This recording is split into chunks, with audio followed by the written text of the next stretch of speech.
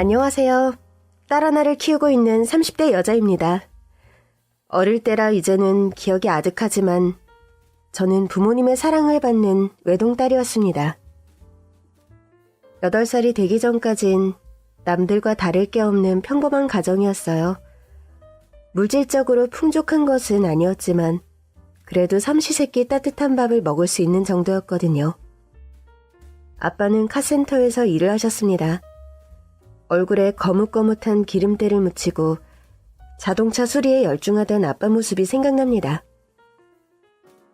엄마, 아빠는 그럼 자동차 고치는 사람이야? 그럼 고장난 자동차를 뚝딱 고치는 멋진 사람이지?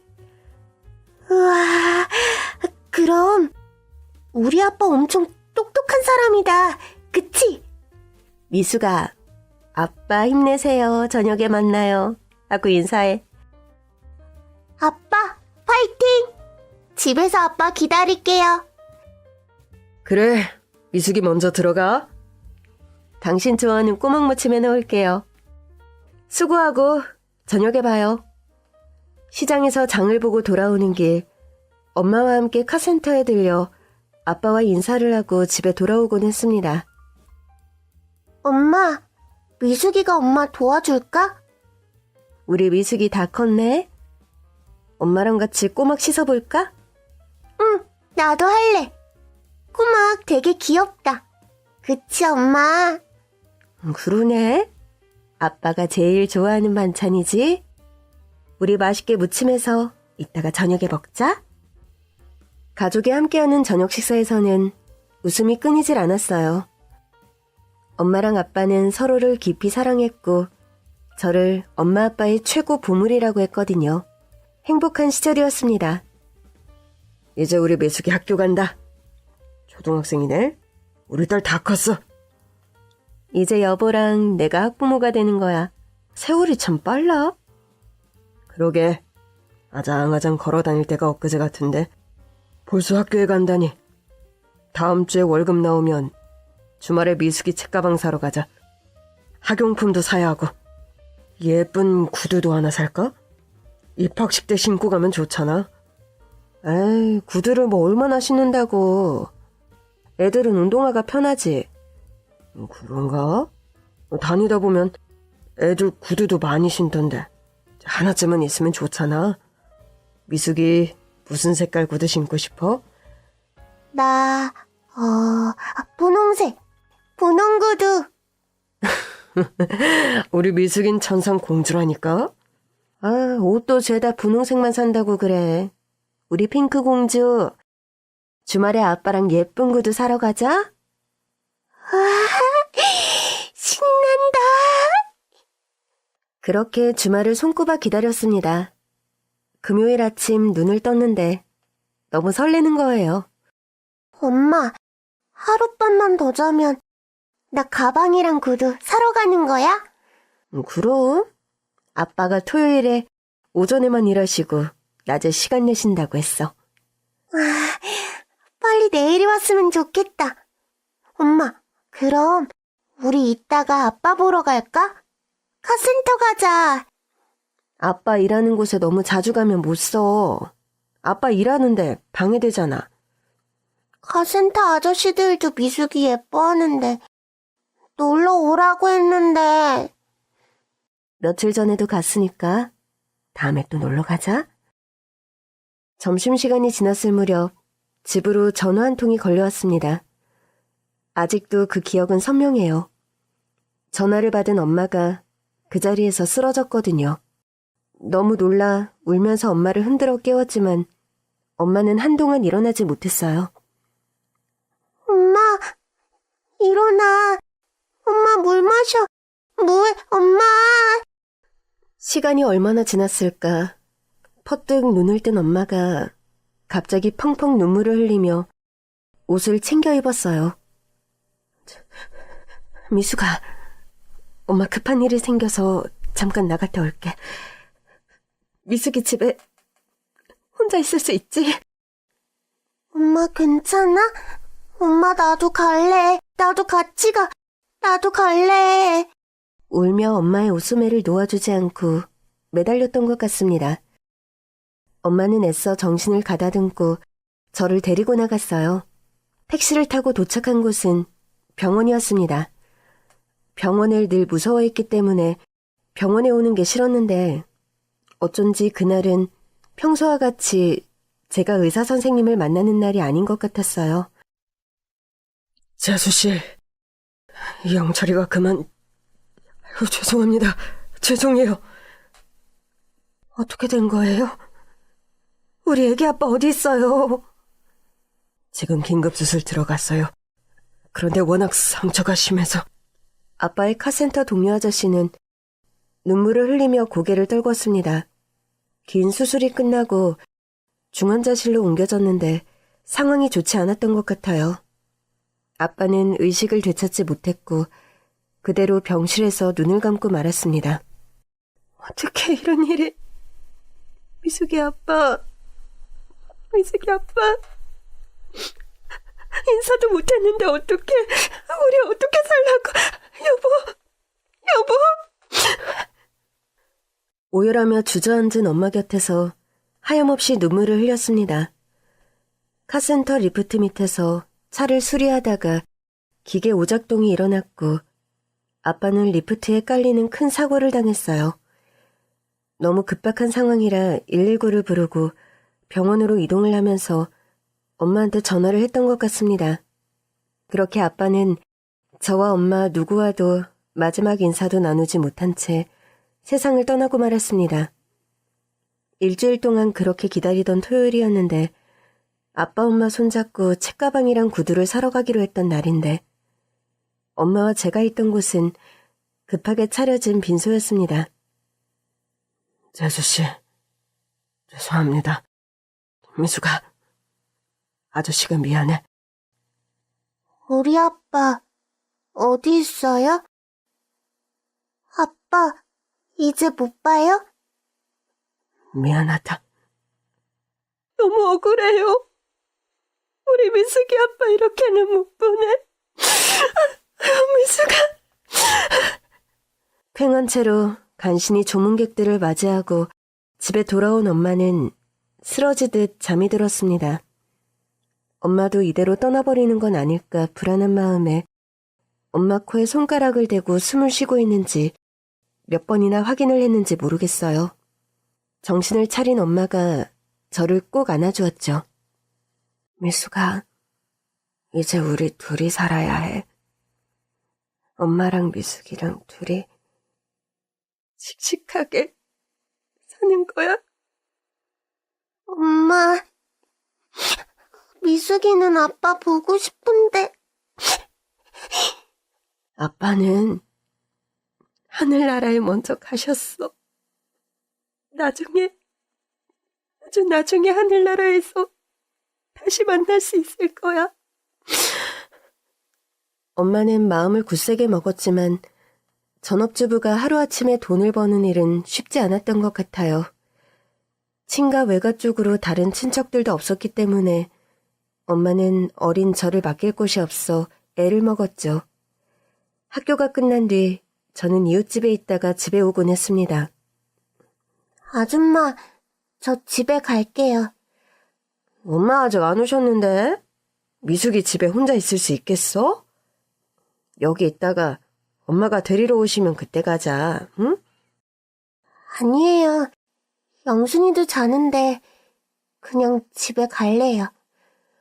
아, 엄마한테 뭐라고 말씀을 드리지? 엄마가 미숙이 잘 봐달라고 하셨는데. 집에 있을 수 있어요. 엄마한테 말해주세요. 제 또래 친구가 있던 이웃집이었는데 매일 늦은 시간까지 그 집에 있는 게 마음이 편하지 않았던 것 같아요.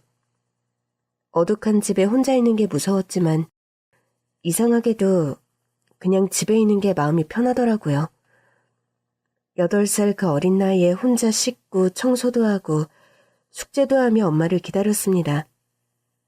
미숙아, 엄마 왔어. 영순이네서 저녁은 먹었지? 응, 엄마. 영순이 아줌마가 계란 후라이랑 김이랑 해서 밥 주셨어. 그래, 잘했다. 미숙아, 엄마 너무 피곤해서 씻고 잘게. 미숙이도 자자. 엄마, 내가 청소도 다 해놨어. 아유, 잘했어, 미숙아. 엄마 쉬게 해줘서 고마워. 그렇게 엄마와 둘이 사는 게 어느 정도 익숙해졌습니다. 어두운 집안과 적막함, 혼자 숙제를 하고 씻는 것도 전부요. 6개월이 지난 어느 날 학교 갔다가 돌아오니 엄마가 집에 있었어요. 엄마 집에 있었어? 엄마 오늘 일 안 나갔어? 미숙아.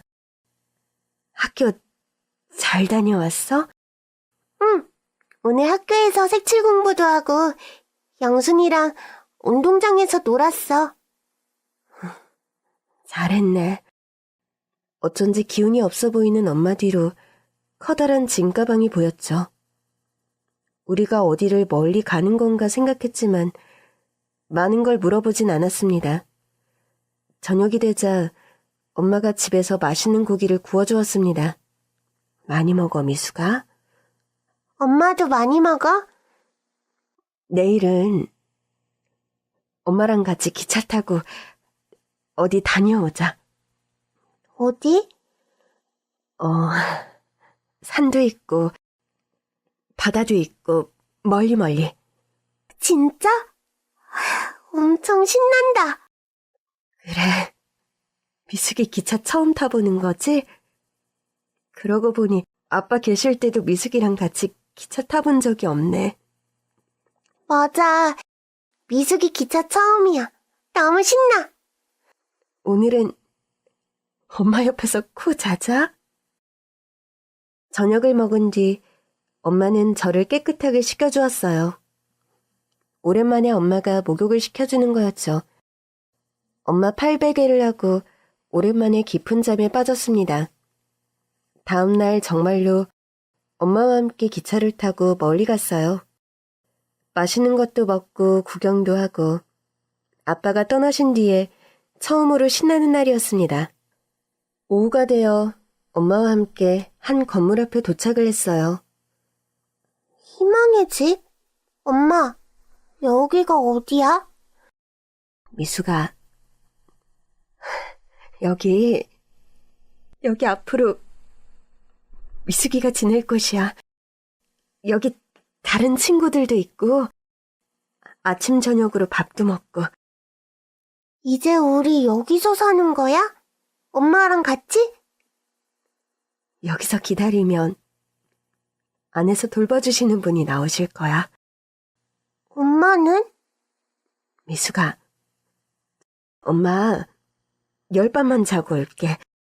여기서 엄마 잘 기다릴 수 있지? 우리 미숙이 집에서 엄마 기다렸던 것처럼 여기서 조금만 지내면 엄마가 올게, 미숙아. 엄마 싫어. 여기가 어딘데. 왜 미숙이 두고 가? 엄마 가지 마.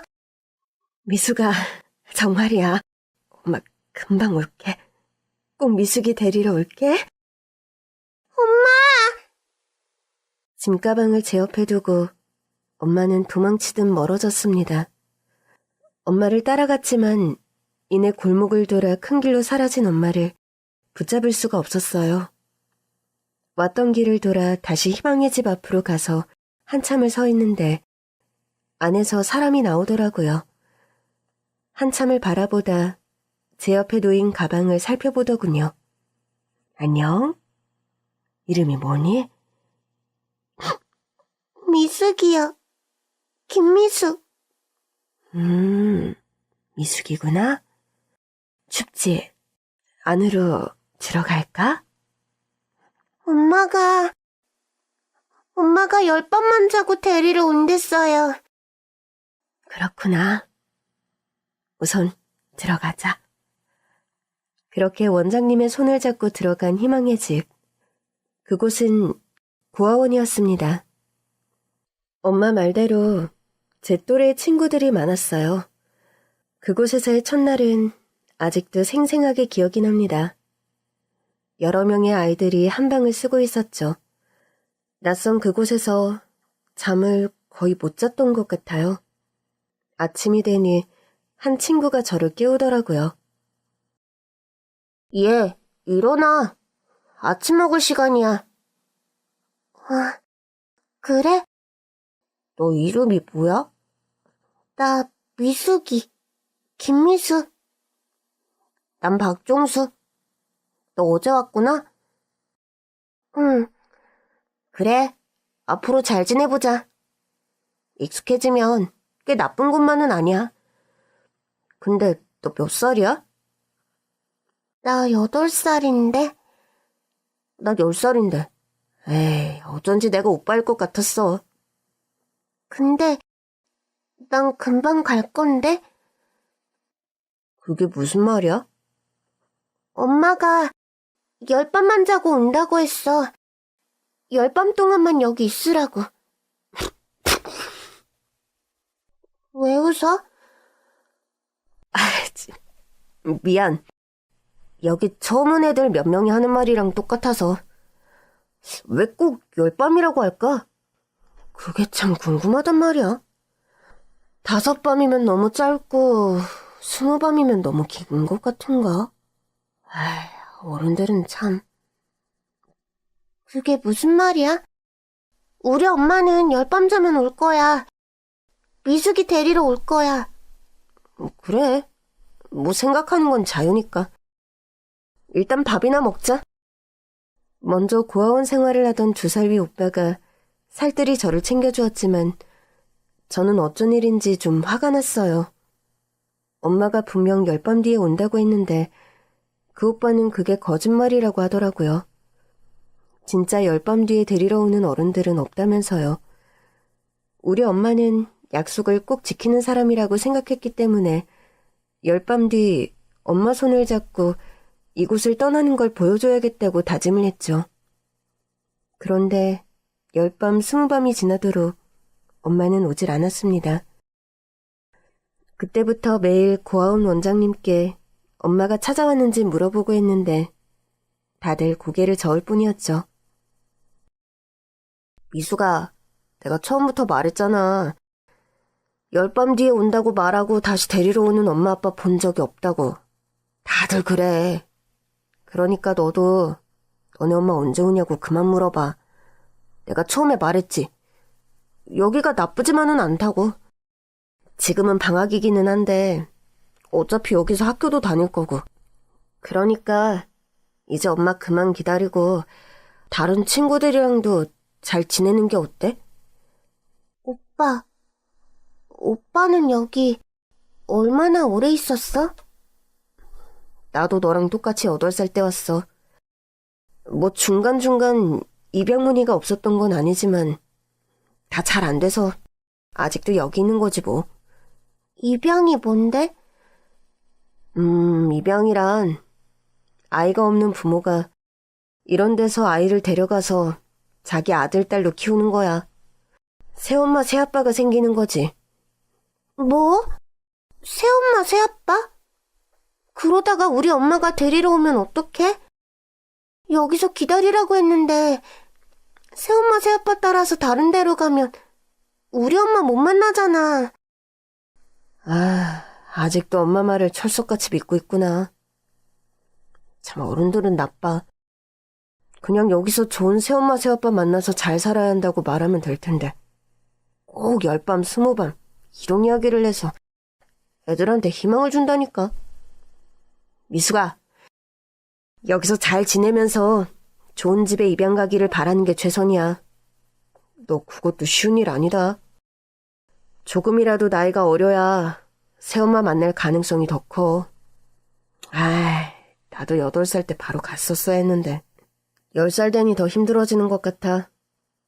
어린애들은 진짜 금방금방 새엄마 아빠 만나서 나가던데.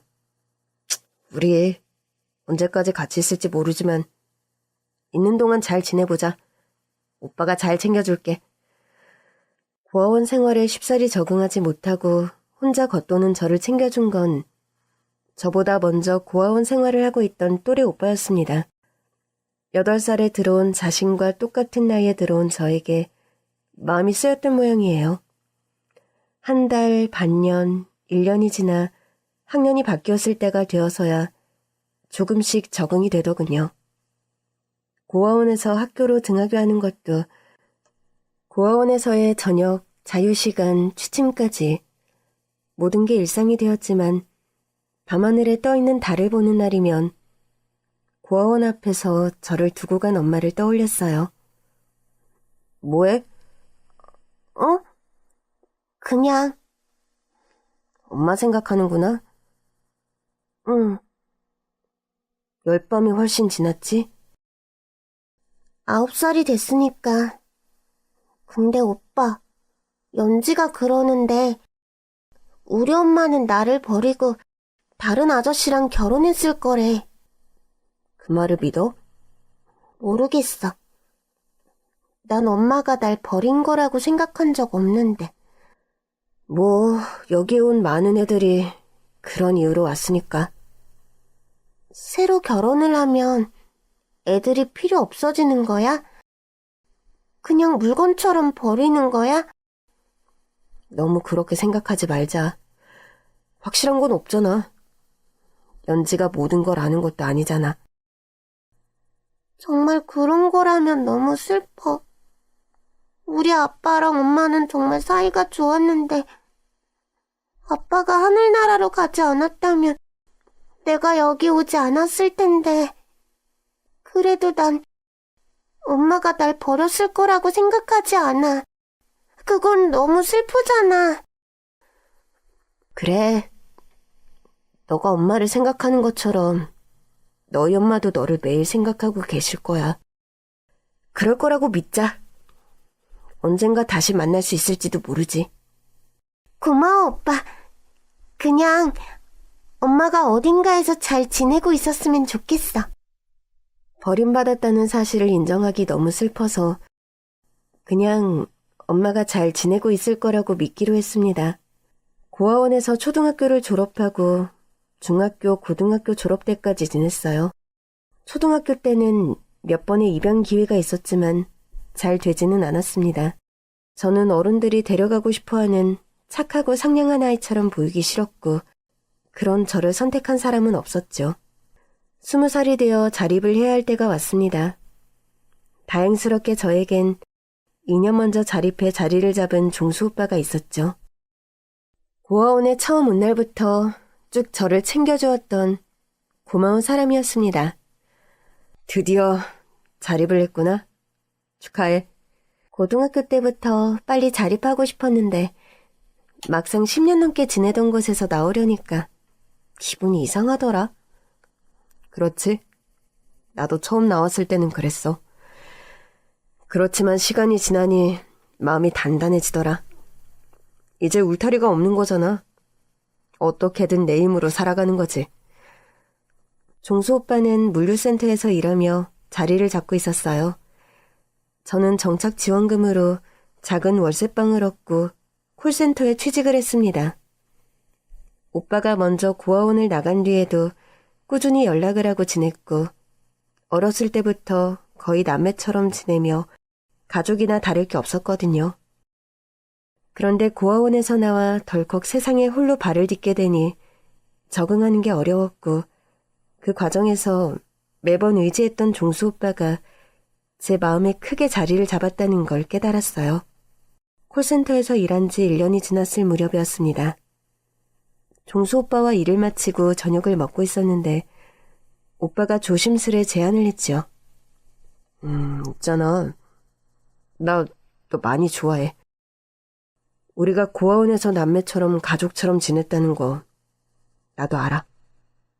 그런데 사실 나는 고등학교 때부터 좀 느꼈어. 성인이 될 때까지 기다리겠다고 혼자 결심을 했지. 자립하고 사회에 나왔을 때 아직 고아원에 있는 네 생각 많이 했어. 너 자립할 때까지 열심히 돈 모으고 자리 잡으면서 준비를 해야겠다고 생각했어. 나도 사실 오빠가 좋아. 그냥 스며들듯 자연스럽게 오빠를 의지했던 것 같아. 성인이 된 지금도 세상 그 누구보다 가깝고 소중한 사람이 바로 오빠야. 우리는 서로의 마음을 확인했고 21살 오빠와 저는 살림을 합치기로 했어요. 따로따로 혼자 사는 것보다 같이 사는 게 생활비를 더 아끼면서 돈을 모을 수 있다고 생각했습니다. 아주 가느다란 실반지 2개를 사서 나눠 낀 게 전부였어요. 살림을 합친 뒤에 혼인신고를 했고 우리는 부부가 되었습니다. 언젠가 우리 꼭 결혼식 하자.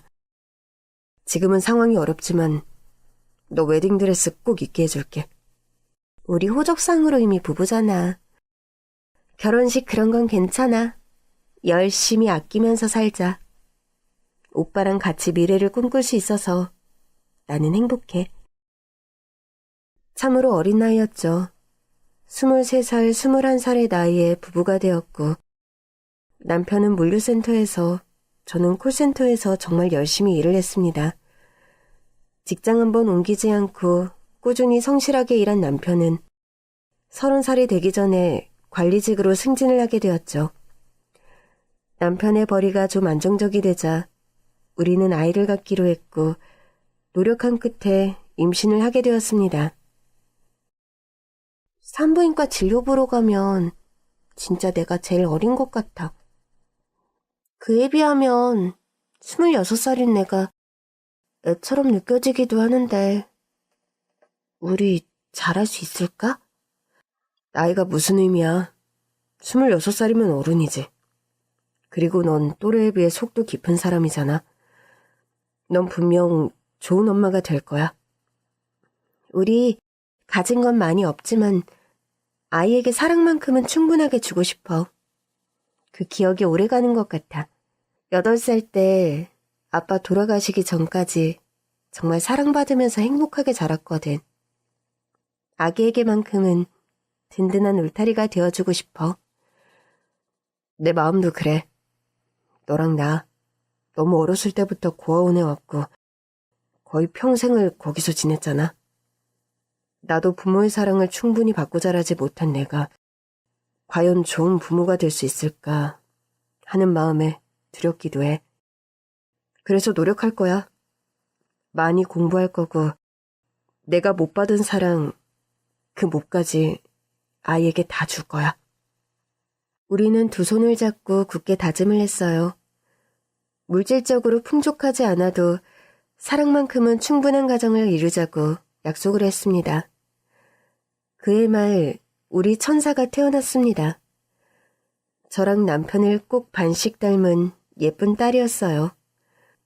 거의 만삭 때 휴직을 했는데 휴직 기간이 너무 짧았습니다. 원래대로라면 아기가 6개월 때 복직을 해야 했는데 그 어린 아기를 어디 맡긴다는 생각만 해도 마음이 무겁더라고요. 네 마음이 그렇다면 너 그냥 일 그만둬도 돼. 조금 아껴야겠지만 우리 세은이가 조금 클 때까지 내가 열심히 일할게. 휴직 기간이 정말 너무 짧아. 6개월인데 어린이집에 맡기는 게 오빠 말대로 아기한테 들어가는 것 빼고는 아끼면서 살자. 내가 세은이 2살까지 딱 그때까지만 육아 전념할게. 2살, 3살 때 어린이집 많이들 가니까 그때 복직해서 같이 열심히 벌자. 이런 걱정하게 해서 미안해. 이렇게 매일 열심히 일하는데 뭐가 미안해. 오빠가 고생이지. 남편은 재물까지 벌기 위해 야근을 하는 날이 많아졌습니다. 늦게 집에 들어와도 꼭 잠이 든 아기 얼굴을 보고 누웠어요. 새근새근 잠든 딸의 얼굴을 보면 그냥 하루의 피로가 다 씻기는 것 같다고 했죠. 아이가 2살이 되자 더는 집에서 쉴 수가 없겠더라고요.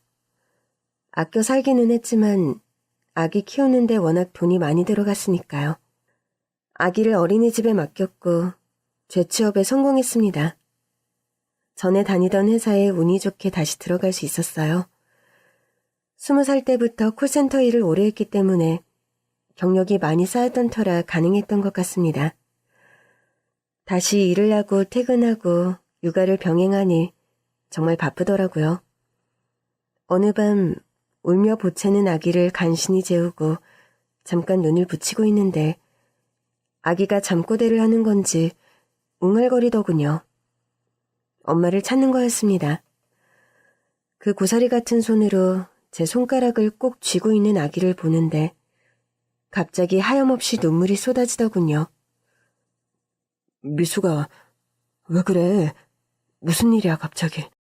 오빠, 갑자기 우리 엄마가 너무 생각나. 엄마 생각?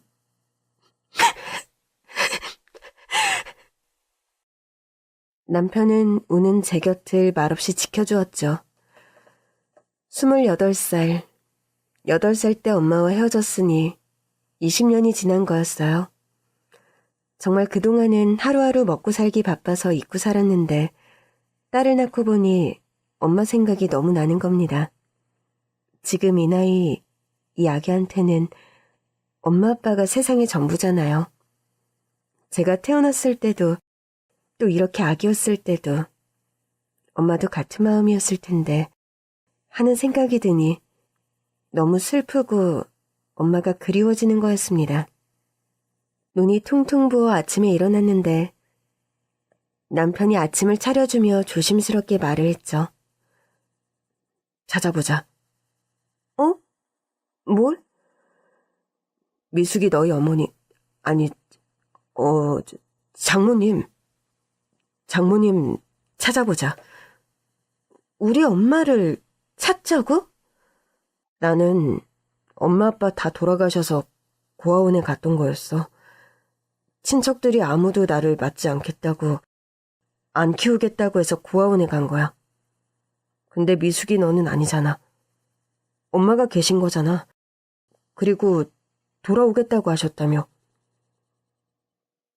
20년도 넘게 지났는데 찾을 수 있을까?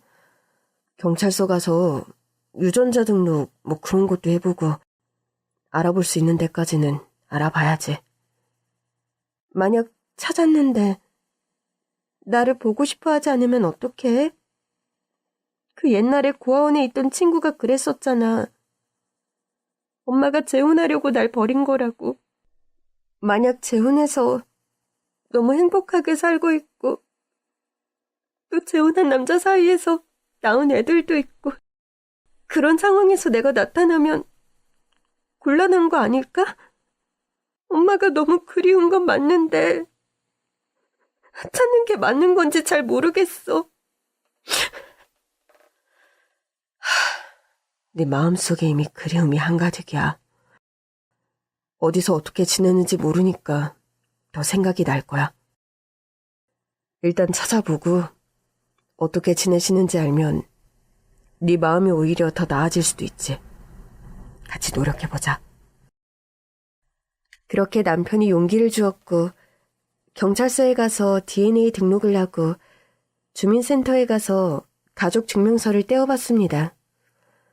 바쁜 가운데 시간을 내어 남편과 함께 서류에 있는 주소로 갔지만 그곳에 엄마가 없었어요. 어디서부터 어떻게 찾아야 할지 너무 막막한 채 하루하루가 흘러갔습니다. 그때 경찰서에서 연락이 왔습니다. 엄마의 소재를 파악한 것 같다는 소식이었어요. 주말에 엄마가 있는 곳을 찾아가 보기로 했습니다. 며칠 동안 마음을 가다듬고 진정시키는 시간도 필요했고요. 전날 밤이 되었는데 고아원에서 도망치듯 뛰쳐나간 엄마의 뒷모습이 계속 생각이 나더군요. 정말 내일 혼자 가도 괜찮겠어? 응. 만약 내일 만난다면 20년 만에 만나는 건데 무슨 말을 어떻게 해야 할지도 모르겠고 모르지. 그냥 멀리서 바라만 보고 올 수도 있고. 아무튼 내일 우선 가볼게. 경찰서 들러서 자세한 주소랑 물어보고 다녀오려고. 그래, 알겠어. 세은이는 내가 잘 보고 있을게. 미숙아, 너무 걱정하지 마. 어쩌면 장모님도 너를 찾고 있었을 수도 있어. 먼저 찾아준 것에 고마워할지도 모르지. 그러니까 너무 안 좋은 생각하지 마. 알겠어. 고마워. 늘 제 마음이 흔들리고 불안할 때마다 든든히 곁을 지켜주고 용기를 주는 남편이었습니다. 엄마를 찾으러 가기 전날도 그랬죠. 아침에 경찰서에 가서 엄마가 있는 곳 주소를 확인했는데 지도를 살펴보니 그 지내는 주소가 판자촌인 것 같더라고요. 여기가 그 쪽방촌이라고 하죠? 판자촌 중에서도 왜 따닥따닥 붙은 방 한 칸에 쭉 늘어서 있는. 이게 제대로 된 상세 주소 파악이 좀 어렵습니다. 직접 가보셔야 할 것 같아요. 들은 바로는 무슨 동 몇 호 이런 주소가 없다는 거예요. 서울 종로구 돈이문 쪽이었는데 쪽방촌이 많은 곳이었죠. 그런 곳에 살고 있다는 말에 경찰서를 나와 한 걸음에 그곳으로 달려갔습니다. 푹푹 찌는 날씨였는데 쪽방촌 골목에 들어선 순간 온갖 냄새가 코를 찌르더라고요. 상세 주소가 없으니 일일이 이름을 부르며 다니는 것밖에 없었어요. 그마저도 오후 시간대라 집에 없는 분들도 많았고 정말 막막하더라고요.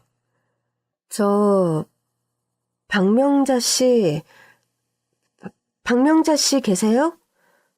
쪽방촌 골목을 돌아다니며 목이 터져라 엄마의 이름을 부르고 있을 때였습니다. 웬 아주머니 한 분이 천천히 다가와 제 어깨를 툭 치더라고요. 박명자? 명자 찾아요? 네, 혹시 박명자 씨 여기 계신가요? 연세는 50살이 아직 안 되셨을 거고요. 얼굴이 희고 갸름하고 좀 마른 편이고. 알아요, 박명자. 근데 그쪽은 명자랑 관계가 어떻게 되세요?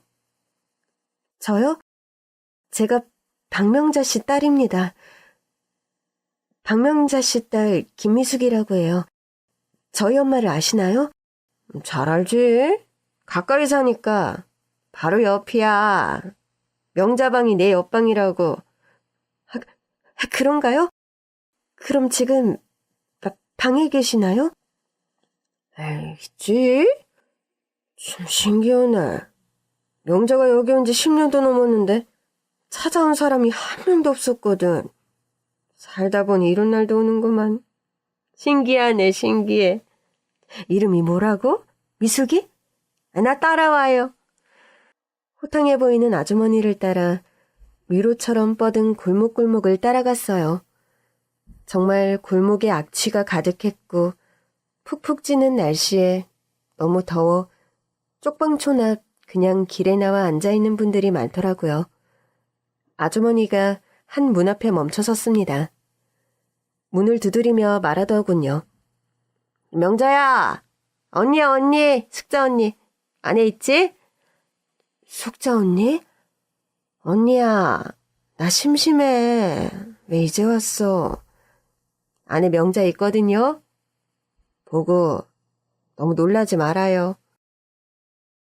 그때부터 심장이 쿵쿵 뛰기 시작했습니다. 엄마 목소리가 맞는 것 같았거든요. 숙자 언니라는 분이 열쇠를 뒤적이더니 문을 열더군요. 얼마나 가까운 사이면 열쇠까지 나눠 갖고 있을까 생각하던 찰나 문을 열고 안에 있는 엄마를 보자 저는 대성통곡을 하고 말았습니다. 엄마, 엄마, 엄마, 나였다, 미숙이. 저는 멀뚱멀뚱 저를 보는 엄마 앞에 무릎을 꿇고 앉아 한참을 울었습니다. 주름이 늘고 얼굴이 많이 상했지만 틀림없이 저희 엄마였습니다. 숙자 언니, 얘는 누구야? 처음 보는 사람인데 우리 집에 왜 왔어? 저기요, 누구세요?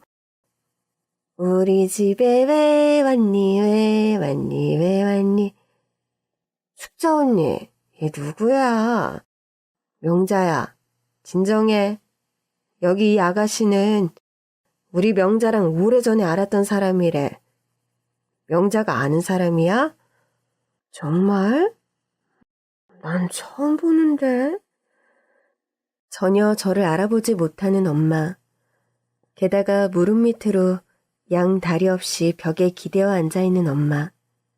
그리고 어딘가 말투가 어른스럽지 못한 엄마의 모습이 너무 낯선 나머지 당황을 했습니다. 아, 명자야, 잠깐만 기다려. 여기 아가씨랑 밖에서 이야기 좀 하고 올게. 명자야, 덥니? 밖에 더 있을래? 응, 언니, 나 더워. 나 밖에 앉아 있을래. 얘랑 어디 갈 건데? 나도 데려가라. 같이 가. 아주머니와 함께 휠체어에 엄마를 앉힌 뒤 밖으로 옮겼어요. 공원으로 가서 그늘 아래 가면 좀 시원할 거예요. 그러지 말고 시원한 음료 마실 수 있는 곳으로 가시는 게 어떨까요? 이야기 나눌 수 있는 곳이 있을까요? 그럼 따라와요. 휠체어를 밀고 향한 곳은 장애인분들의 자립을 돕는 카페였어요. 발달장애인 바리스타, 커피도 아주 저렴한 가격에 팔고 있는 곳이었죠. 직원들이 숙자주머니를 잘 아는지 반갑게 인사를 하더라고요. 그리고 숙자주머니로부터 엄마의 이야기를 들을 수 있었습니다. 내가 숙자를 여기서 만난 건 10년도 더 된 일이에요. 아주 처음 왔을 때부터 꼴이 말도 아니었지. 나도 노숙을 좀 해봤거든. 딱 보니까 얘도 서울역 아니면 영등포에서 노숙 생활 좀 하다 온 꼴이었어. 다리는 어떻게 된 건가요? 그리고 정신적으로 혹시 어떤 문제가 생긴 건가요? 여기 왔을 때부터 그랬어. 동사무소 직원한테 듣기로는 아주 온갖 장애인 보호시설을 떠돌아다녔대. 그러니까 아주 젊었을 때 사고를 당한 모양이야. 사고요? 그렇다니까. 불의의 사고로 뇌 기능이 저하돼서 지적 능력도 떨어지고 그 사고로 다리도 다 잃었다던데. 아주 살아남은 게 기적이라고 그러더라고.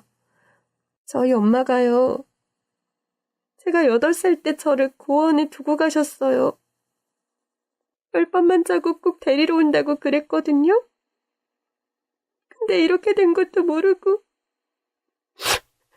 이곳에서 어떻게 생활을 하고 있는 거예요? 몸이 성치 않아서 일도 못할 것 같은데. 연금 나와요, 연금. 명자한테는 장애인 연금이 나온다고. 근데 그게 얼마 안 되거든. 쪽방촌 거기 월세 내고 동사무소에서 음식 지원 좀 해주고 구청에서 라면이랑 그런 거 나눠주고 그래서 간신히 사는 거지.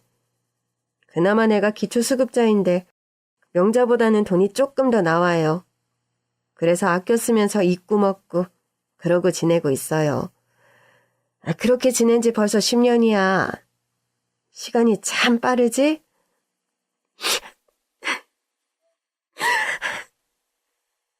근데 내가 들었던 것 같아.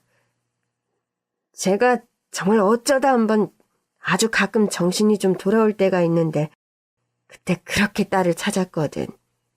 미숙아 하면서. 그러니까 그쪽이 미숙이 맞죠? 네, 맞아요. 정신이 돌아올 때면 맨날 하는 말이 뭐라더라? 미숙아, 열밤이라고 해서 미안해. 1년 바짝 돈 벌어서 데리러 갈게. 그러다가 또 어떤 날은 밤중에 막 우는 소리가 나. 놀래가지고 가보면 베개를 끌어안고 통곡을 하고 있어. 왜 그러냐고 물어보면 또 미숙이 데리러 가야 하는데 이렇게 돼서 어떡해. 그러더라고. 숙자 아주머니의 말을 들으니 정말 마음이 미어지는 것 같았습니다. 정확히는 모르지만 엄마는 저를 고아원에 맡기고 돈을 벌러 갔던 거였어요. 1년 바짝 벌어서 고아원에서 저를 데리고 와야겠다는 거. 그 말이 맞는 것 같았어요. 그러다 불의의 사고를 당했고 온갖 시설을 떠돌다 여기까지 오게 된 것이었습니다. 버린 게 아니었어요. 엄마가 나를 버린 게 아니라 못 갔던 거야. 갈 수가 없었던 거야. 아휴, 딱해라. 근데 어쩌다가 이제 오게 된 거야. 미숙이라고 했지? 미숙이는 몇 살이고? 이제 28살이에요. 가만히 있어보자. 28살이면 8살 때 고아원에 맡겼다고? 그러면 지금이 꼭 20년 만인 거네. 20년 만에 엄마를 찾은 거구만. 맞아요. 어떡해. 제가 너무 늦은 거죠. 정말 몰랐어요. 이런 줄 몰랐어요. 열밤이 지나고 아무리 기다려도 오질 않았고 그냥 어딘가에서 잘 살고 있을 거라고 생각했어요. 이런 일이 있었을 줄은 몰랐어요. 20년. 참으로 긴 세월이네. 그래도 아가씨 결국은 만났네. 다행이지 뭐야. 안 그래요? 좋게 생각해. 아이, 명자 참 부럽다. 20년 동안 잊지 않고 엄마 생각한 딸이 있어서. 또 이렇게 딸이 찾아와서 명자 좋겠네. 언니, 내가 왜 좋아? 언니 나 예뻐? 그래, 우리 명자 예뻐. 명자 최고로 예쁘다. 명자야, 여기 있는 이 아가씨 예쁘지? 명자 10년 전 모습 같은데. 닮았잖아. 닮았어, 명자랑. 닮았어? 나랑 얘가 닮았어? 거울 보여줄까, 명자야? 진짜 닮았어. 왠지 알아? 여기 있는 이 아가씨가 미숙이래. 명자 너 미숙이 찾았잖아. 미숙이 보고 싶다고 했잖아. 미숙이가 엄마 보고 싶어서 이렇게 너 찾아왔대. 미숙이? 미숙이가 누군데? 미숙이는 명자 딸이지. 명자가 배 아파 낳은 딸이야. 아주 그냥 생긴 게 붕어빵이라 지나가던 사람이 봐도 딸인 줄 알겠네. 미숙이? 미숙이... 엄마는 한참 동안 제 이름을 말했지만 당장 기억이 떠오르지 않은 것 같았습니다. 그렇게 숙자 아줌마와 한참 이야기를 하다 보니 어느덧 해가 저물고 있었어요. 숙자 아줌마와 함께 엄마를 모시고 근처 식당으로 가서 배부르게 밥을 먹었습니다. 맛있다, 숙자 언니. 고기 맛있다. 그치? 얘가 사준대? 미숙이가 사준대. 많이 먹어, 명자야. 밥을 다 먹고 다시 쪽방촌으로 돌아가 이부자리에 엄마를 눕히고 나왔어요. 어느새 어둑어둑해졌더라고요. 명자가 혼자는 거동을 못해요. 그래서 내가 밖에서 문을 잠그고 열어주고 하고 있어. 그래도 여자 혼자 사는데 몹쓸 일이라도 당할까봐. 내가 이렇게 하고 있는 거야. 그건 그렇고 앞으로 어떻게 하려고 해? 엄마가 여기 있다는 걸 알았잖아. 기대했던 모습이 아니라 마음이 착잡하지? 사실 제가 결혼을 해서 남편도 아기도 있어요. 우선 오늘은 돌아가는데 남편과 상의를 해봐야 할 것 같아요. 오늘 너무 큰 도움 주셔서 감사해요. 그래, 돌아가서 잘 상의해봐. 그런데 미수가 그거 하나 알아도 엄마가 버렸다는 생각에 원망했을 거야. 그러면서 한편으로는 그리웠겠지. 20년이 지나 아기 낳고 하니까 엄마 생각 많이 났을 거야. 명자는 미숙이를 버린 게 아니야. 정말 미숙이를 데려오겠다는 그 생각 하나로 밤이며 낮이며 열심히 일했을 거야. 하늘도 무심하시지. 그런 사람이 이런 사고를 당하다니. 다리도 못 쓰게 됐고 정신도 온전하지 않지만 내가 아까 한 말은 진짜야. 10년을 내가 곁에 있었는데 어떤 날 정신이 돌아오고 하면 미숙이를 찾았어. 명자는 미숙이를 버린 게 아니야. 20년 동안 마음에 품고 있었을 거야. 지금도 마찬가지고. 그걸 잊으면 안 돼? 감사합니다. 잠든 엄마를 보고 돌아오는 길에도 한참을 울었어요. 집에 돌아와 남편에게 엄마를 만난 이야기를 했습니다. 이야기를 묵묵히 들어주던 남편이 주저없이 말을 했습니다. 모셔오자. 엄마를? 그래야지. 그런 쪽방촌에서 온전하지 않은 정신, 그 몸으로 10년을 버티신 게 대단한 거야. 이렇게 만난 이상 모셔야지. 네가 평생 그리워하던 엄마잖아. 또 장모님도 너를 그리워했을 거고. 그 아주머니 말씀대로 버린 게 아니라 울 수가 없었던 거잖아. 아직 세은이 어려서 우리 방에 있으면 되고 아기 방으로 생각했던 방에 모시면 되지. 모시러 가자. 고민할 가치도 없다며 선뜻 엄마를 모시고 오자는 남편의 말이 너무 고마웠어요. 그 주말 남편과 함께 다시 쪽방촌을 찾았어요. 숙자 아줌마와 떨어지기 싫다고 발버둥을 치던 엄마였는데 숙자 아줌마가 한참을 달래고 설득한 덕분에 간신히 모셔올 수 있었습니다. 그리고 저희 집에 왔는데 엄마는 집을 무척 좋아했어요. 여기는 시원하다. 여기 왜 이렇게 시원해? 선풍기 틀었어? 네, 시원한 물도 있어요. 모셔온 첫날, 그리고 일주일 동안은 정말 난리도 아니었어요. 갑자기 밤에 숙자 아줌마한테 간다고 소리소리를 지르며 울고불고 난리를 치는 엄마를 달래야 했고, 밥투정에 저희 아기를 보는 것도 낯설어 했고, 너무 힘들었습니다. 남편과 저 둘 다 일을 하니 아무래도 돌봄 요양사를 고용해야겠더라고요. 다행스럽게 엄마는 돌봄 요양사분에게 마음을 열었고 시간이 지나 차츰 안정을 찾게 되었죠. 숙자 아줌마 말로는 간간히 기억이 돌아올 때가 있다는데 1년, 2년이 지나도 그런 모습을 본 적이 없었어요. 그냥 딱 철부지 사춘기에 접어든 10대 같았습니다. 혼자 있고 싶어하는 시간이 많았고 하루 중 몇 시간은 거울 앞에 앉아 한참 머리를 매만지며 보내는 시간이 많았죠. 엄마를 집에 모신 지 3년째 되던 날 갑자기 음식 하나가 떠올랐어요. 꼬막무침. 오늘 저녁은 꼬막무침이야. 갑자기 꼬막무침은 왜? 아주 오래전이지만 돌아가신 아빠가 제일 좋아하던 반찬이었거든. 혹시 모르잖아. 꼬막무침을 보면 옛 기억이 떠오를지. 그래? 맞아. 향이나 음식 그런 게 기억을 불러온다는 말을 들은 적이 있는 것 같아. 저는 마트에서 꼬막을 한가득 싸와 개수대에 부었습니다. 엄마를 휠체어에서 앉혀서 부엌으로 데려갔죠. 엄마, 우리 같이 꼬막 씻을까? 꼬막 깨끗하게 씻어서 꼬막무침 해먹자.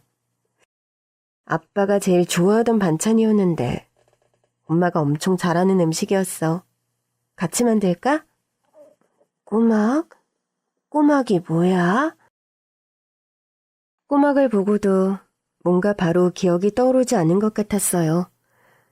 같이 꼬막을 씻고 삶고 무침을 만들어 저녁 밥상을 차렸습니다. 뜨거운 밥에 꼬막을 올려주니 엄마가 맛있게 밥을 드시더라고요. 아유, 맛있다. 미숙이 꼬막 맛있다. 맛있어? 많이 먹어요, 엄마? 많이 먹어요, 할머니. 많이 먹어, 세은아. 엄마가 저희 딸 이름을 부르는 순간 눈물을 참느라 혼났죠. 설거지를 다 하고 엄마를 침대에 눕히고 딸을 재우고 하는데 방에서 갑자기 저를 부르는 소리가 들렸어요. 미숙아, 미숙아. 엄마? 방에 가니 엄마가 힘겹게 침대에서 일어나려고 하더라고요. 달려가 엄마를 일으켜 앉혔습니다. 미수가.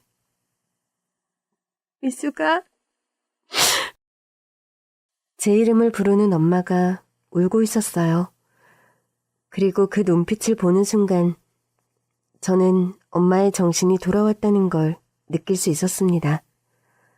엄마, 나 미숙이야. 엄마, 8살 미숙이가 이렇게 컸어요. 20년이 지났어. 엄마 나 데리러 온다고 했는데 우리 엄마 너무 힘들었지. 엄마 미안해.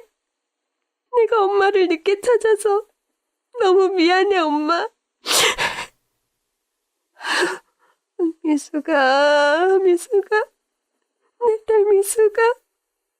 엄마가 미안해. 엄마가 미숙이 데리러 가려고 했는데 열심히 일해서 돈도 다 모았는데 엄마가 미숙이한테 못 갔어. 엄마 용서해줘. 엄마가 미안해. 우리 미숙이 힘들었지. 엄마 보고 싶었지. 엄마도 평생 미숙이 그리워했어. 잠깐이지만 정신이 온전하게 돌아온 엄마를 끌어안고 한참을 울었습니다. 하지만 다음 날이 되자 어제의 기억은 눈이 녹듯 사라진 것 같았죠. 다시 좋아질 날을 기대하며 정성껏 간호를 했지만 1년 뒤 엄마의 건강이 악화되었어요. 저녁 남편과 딸과 함께 엄마의 곁을 지키는데 엄마가 제 손을 꼭 잡으며 말했습니다. 미숙아, 엄마가 가져온 보따리 안에 헝겊주머니 꼭 열어봐. 미숙아, 고맙고 미안해. 그리고 사랑해. 새벽, 엄마는 편안히 눈을 감았습니다. 좀 더 빨리 찾았더라면 함께한 시간이 더 많았을 텐데 후회가 되었지만 그래도 하늘나라에 가실 때 곁을 지킬 수 있어서 다행이라고 생각했어요. 장례를 치르고 며칠이 지나 엄마가 쪽방촌에서부터 가져온 보따리 생각이 났어요. 낡은 옷가지들이 들어있었는데 제일 밑에 헝겊주머니가 있더라고요. 주머니를 열어보니 수표가 들어있었습니다. 3천만 원이나 되는 큰돈이었어요. 한 번을 쓰지 않고 평생을 모았던 돈인 것 같았습니다. 이 돈을 어떤 마음으로 모았을까? 사고를 당하는 순간, 그리고 깨어나 가장 먼저 저를 생각했을 엄마. 이제 아픔이 없는 그곳에서 먼저 떠난 아빠의 품에서 편히 쉬기를 바랄 뿐입니다.